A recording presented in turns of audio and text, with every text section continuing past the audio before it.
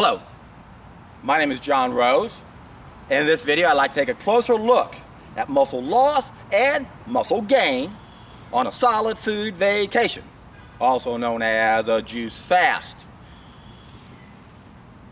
How much muscle does the average person lose on a juice fast? We should not lose any muscle at all, because the very first of the three things I always tell people to do on a solid food vacation is to make sure you give the body everything it needs. I did a special video on how to calculate the calories you need. I'll add a link down below in the description box. You'll see the calories and juices, ideal weight. You can go to that video and calculate how much you need for the day. Now we know if by default we drank at least half of that in vegetable juice, we will get enough protein. And remember, I always say, we should never drink fruit juice on an ongoing basis, and might not want to do it on a juice fast for many reasons. But we always have to weigh both sides. Everyone is unique and different. And some people just won't go the distance if they do a whole lot of fruit. And as a result, they might not be getting enough protein. But we can make up for that by adding some spirulina, really high in protein, close to 8 grams of protein per tablespoon, to our juices, and that will be okay. This is still a solid food vacation. We could even go to some of the hemp protein powders, and I know there's a little bit of controversy over that. But if you're really concerned and you end up drinking mostly fruit juices, that's what you might want to do. So when I coach people, I tell them, look, ideally 100% vegetable juices. If you do that, you won't have to worry anything about protein, I guarantee it. But there are a lot of issues with that, with doing 100% vegetables. It's a little more costly, it's more time consuming.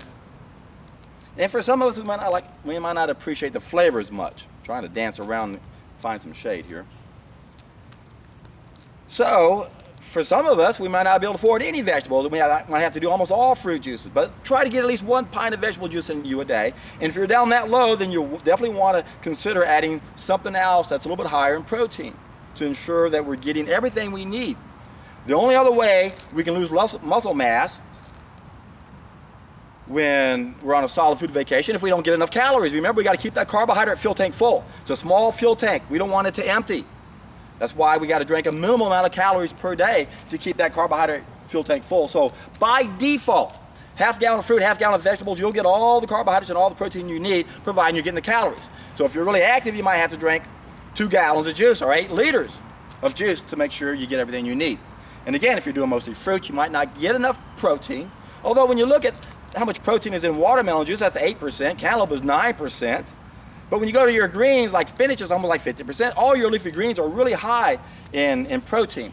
If you do a 50-50 glass of spinach and carrot juice, a pint of that, that's 10 grams of protein. If you're doing a gallon of those a day, 8 pints, that's 80 grams of protein. Remember, this is raw protein, and it has twice the biological value of cooked protein.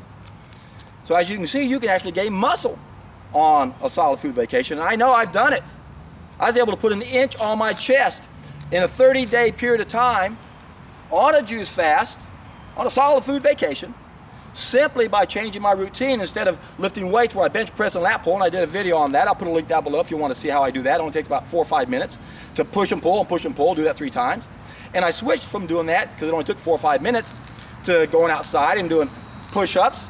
And then I would do horizontal lat pulls where I'd be pulling myself up when my body was horizontal. Again, working my back. And the thing is, when you use your body weight, you got to do it a whole bunch more times. I do like 100 plus push-ups to really get my muscles fatigued. And the thing about building muscle mass, we use the overload principle.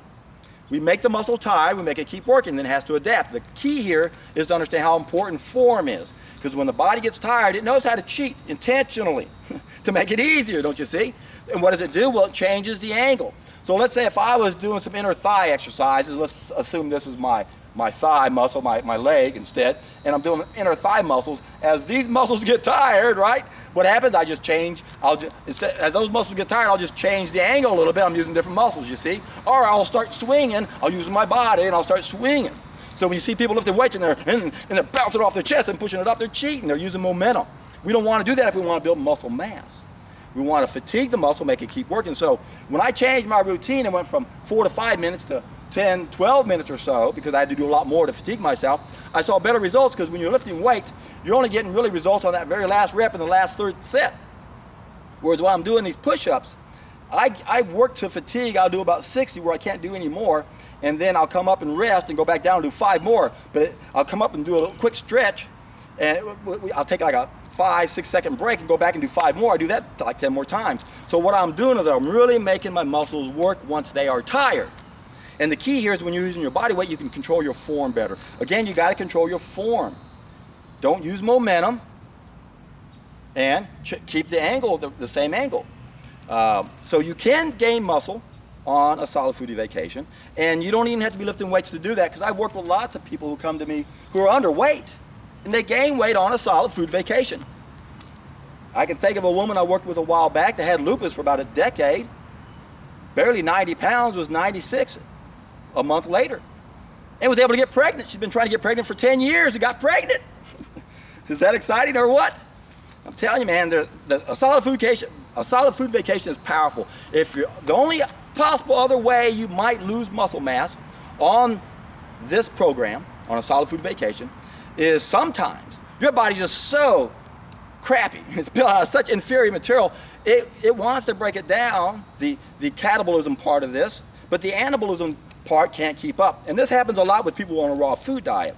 You'll hear this all the time of a person who's 6 foot tall, who's already slender, like 140.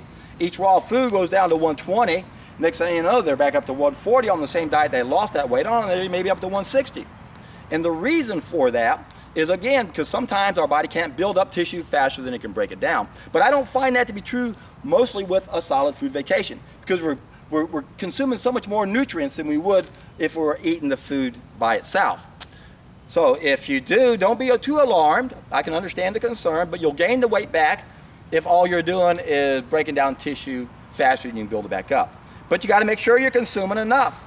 That's the key. Calculate how many calories you need. If you're active, you have to add to that. If you're above average, you got to add to that. Remember, muscle is what burns calories. So you can have 2 people weigh 200 pounds, and there's a huge difference in their needs based on how much lean body tissue they have. So go down below and check out my seminars on how to calculate those calories. I did a seminar on how to do a solid food vacation. Uploaded a couple videos to motivate you guys. The Deborah Duncan show and the Dr. Roby interview are really must see and listen to really get yourself motivated, because when you do this, you're in for a treat.